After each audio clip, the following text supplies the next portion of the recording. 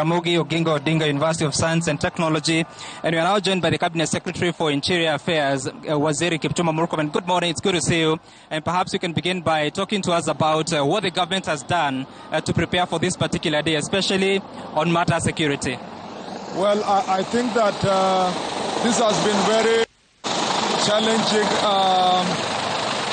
event because it's not something you planned for. It's not something that was in the calendar of the government. And I'm very happy that from the security sector, the entire security team in a multi-agency approach managed to pull this kind of an arrangement in a very complicated and difficult environment.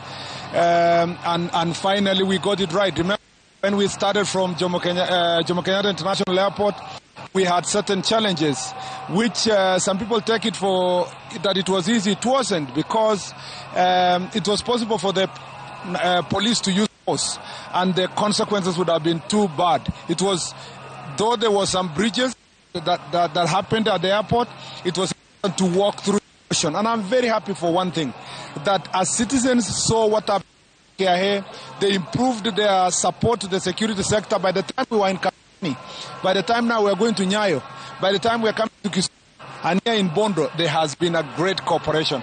And let me tell you, we would never have been able to do this if the supporters of the former Prime Minister Raila Odinga were not really to the call to cooperate and work with the security sector. So from a government side, I want to appreciate the security team working together, the military, the police, the formed up units for coming together, putting in place a very important operational plan that has ensured that we have achieved this great success. So far, I'm very happy, and I want to thank the citizens of Kenya for really being cooperative with the security sector. But before I go there, let me first say something that we mourn a great Kenyan. We mourn a man who really embodied sacrifice and service to the nation. A leader who did not necessarily depend on titles to be able to lead. He led whether he had an office or he didn't have an office. It's personal to me because in my younger political career, the former Prime Minister is the one who held my hand, put me in the task force on devolved government, helped me appreciate devolution. That is what paved the way for me to decide to run in the Senate.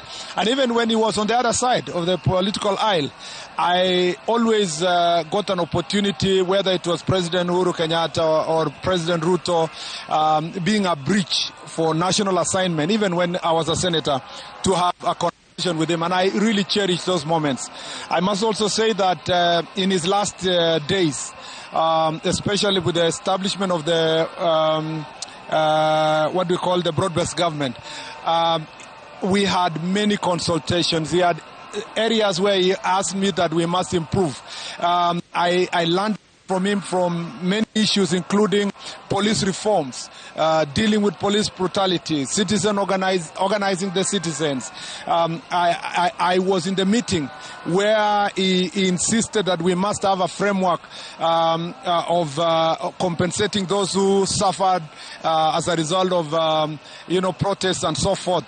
And him and President Ruto, because our ministry was heavily involved, he involved us in giving us direction what to do. And I really hope that one of his wishes, that I think that this country must really fulfill, his compensation of these victims of protests, particularly because there is this court order that I really hope to dispense with and really grant him that wish, even in his death, that public protests can be organized, but also those who suffer in such consequences and who have suffered and from 2018 up to now should be able to be compensated.